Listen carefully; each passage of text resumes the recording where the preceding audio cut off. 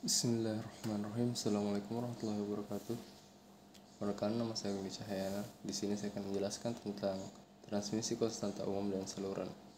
Apa sih transmisi konstanta umum dan saluran itu? Transmisi konstanta umum saluran adalah teknologi yang digunakan dalam sistem komunikasi kendali daya dan kendaraan. Teknologi ini memungkinkan transmisi sinyal dengan kecepatan tinggi dan keandalan yang tinggi. Dalam presentasi ini, saya akan membahas konsep dasar karakteristik, model matematika, analisis kerja, pengaruh parameter terhadap kinerja, penggunaan keuntungan dan kerugian, peningkatan kerja, dan masih banyak lagi. Kemudian pertama, karakteristik transmisi konstanta umum saluran. Yang pertama itu stabilitas sinyal, yang kedua lebar pipa, yang ketiga efisiensi energi dan kemudahan instalasi. Pengaruh parameter terhadap kinerja transmisi konstanta umum saluran. Transmisi konstanta umum saluran adalah teknik pengiriman sinyal dalam sistem komunikasi kendali daya dan kendaraan. Parameter yang mempengaruhi kinerja transmisi konstanta umum saluran. Jenis saluran yang digunakan dalam transmisi konstanta umum mempengaruhi kinerja sistem saluran dengan noise yang dapat mengurangi kualitas sinyal dan mempengaruhi throughput data. Jarak antar pengirim dan penerima juga mempengaruhi kinerja transmisi konstanta umum saluran. Semakin jauh jaraknya, semakin besar kemungkinan terjadi gangguan pada sinyal. Kecepatan pengiriman data. Kecepatan pengiriman data juga mempengaruhi kinerja transmisi konstanta umum saluran. Semakin kecepatan pengiriman data, semakin besar kemungkinan error yang terjadi pada sinyal. Penggunaan transmisi konstanta umum saluran dalam sistem komunikasi. Transmisi konstanta umum saluran adalah salah satu teknologi transmisi sinyal yang digunakan dalam berbagai sistem komunikasi.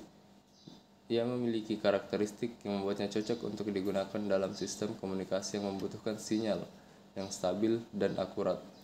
Contoh penggunaan komunikasi yaitu telepon seluler, satelit komunikasi, dan sistem radio komunikasi.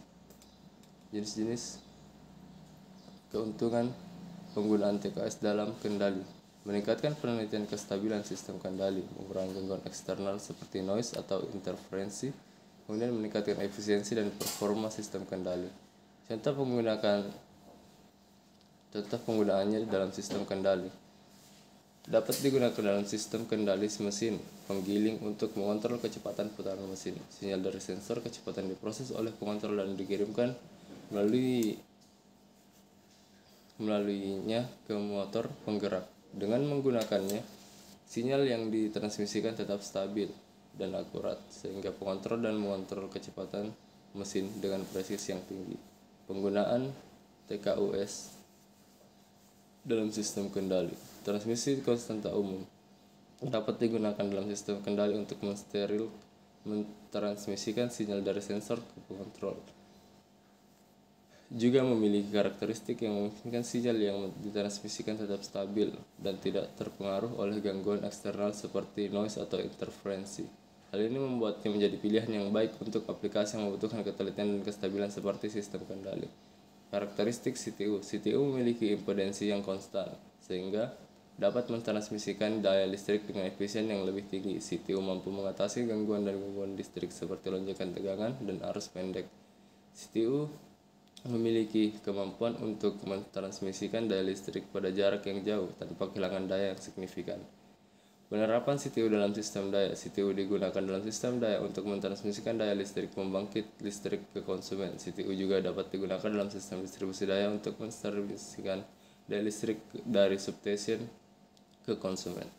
Keuntungan penggunaan transmisi konstanta umum saluran dalam sistem kendaraan yaitu meningkatkan efisiensi bahan bakar, juga meningkatkan performa kendaraan dan akselerasi yang lebih halus, dan juga mengurangi kerusakan pada komponen transmisi pada mesin kendaraan. Ini adalah contoh gambar transmisi. Kerugian penggunaan konstanta umum: biaya produksi dan instalasi yang lebih tinggi dibanding dengan sistem transmisi konvensional. Kerugian penggunaan transmisi konstanta umum memiliki kompleksitas yang tinggi dalam perancangan dan implementasi sehingga memerlukan tenaga ahli yang terampil dan biaya produksi yang tinggi. Transmisi konstanta umum saluran memiliki risiko yang kegagalan yang tinggi jika terjadi gangguan pada salah satu saluran, sehingga memerlukan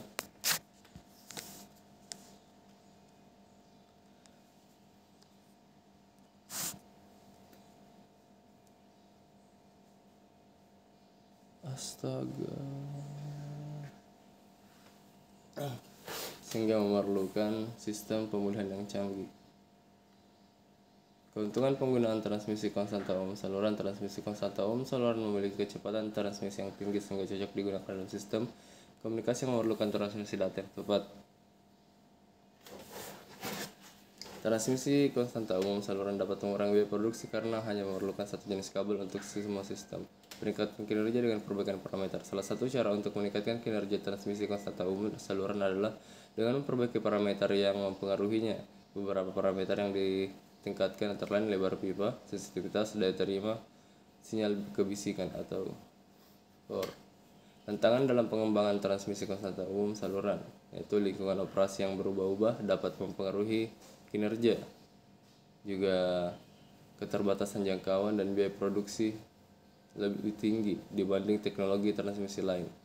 Keuntungan penggunaan transmisi konstanta ohm saluran dalam industri: peningkatan keandalan, sistem peningkatan efisiensi, peningkatan kualitas, dan peningkatan keamanan sistem. Solusi untuk tantangan pengembangan transmisi konstanta ohm adalah peningkatan teknologi, yaitu mengatasi tantangan pengembangan transmisi konstanta ohm adalah dengan terus meningkatkan teknologi yang digunakan. Dalam hal ini, penelitian dan pengembangan harus terus dilakukan untuk menciptakan teknologi yang lebih baik dan efisien dalam mentransmisikan sinyal melalui saluran. Optimasi parameter juga dapat menjadi solusi untuk mengatasi tantangan pengembangan transmisi konstanta ohm saluran. Dalam hal ini, parameter seperti frekuensi, impedansi, dan panjang saluran dapat dioptimalkan untuk memperbaiki kinerja transmisi.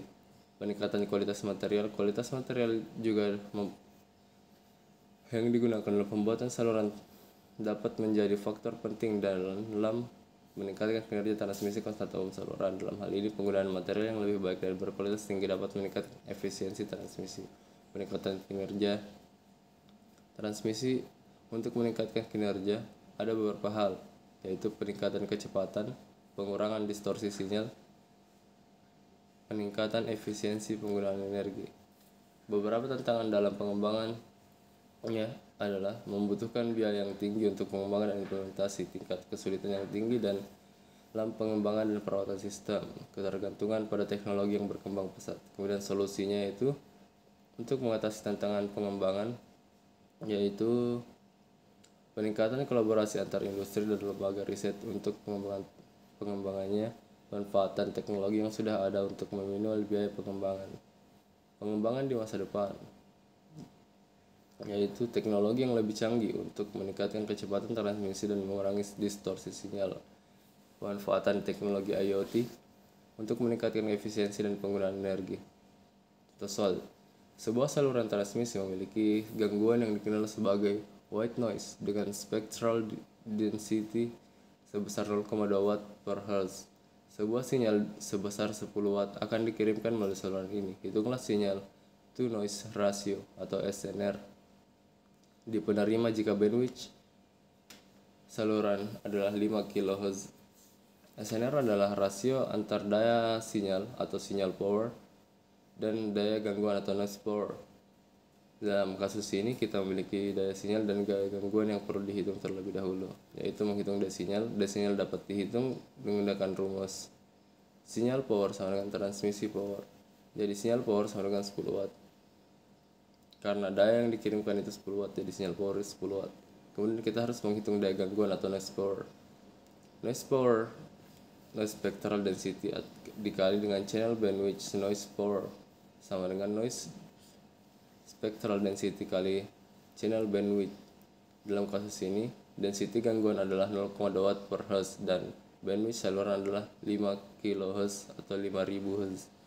Noise power sama dengan 0,2 watt dibagi Hz dikali 5000 Hz sama dengan 1000 watt. Noise power 0,2 watt per Hz dikali 5000 Hz sama dengan 1000 watt. Menghitung SNR, sinyal power noise, memiliki daya sinyal gangguan. Kita dapat menghitung SNR dengan rumus SNR sama dengan noise power sinyal power substitusi dengan nilai yang dapat dihitung. SNR adalah 10 watt 1000 watt sama dengan 0,1. 10 watt dibagi 1000 watt sama dengan 0,01. SNR sama dengan 1000 watt 10 sama 0,01. SNR adalah sebuah rasio sehingga biasanya dinyatakan dalam bentuk desibel. SNR desibel sama dengan 10. Log 10 sama dengan 10. Log 10 sama dengan 10. Log 10 dikali 0,01 sama dengan min 20 dB SNR sama dengan 10.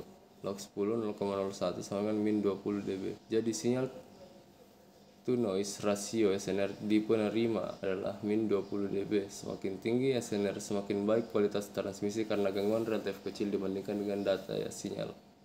Kesimpulan, dalam presentasi ini saya telah membahas tentang transmisi konstanta umum saluran. Kami memulai dengan konsep dasar dan karakteristik transmisi konstanta umum saluran serta model matematika yang terkait.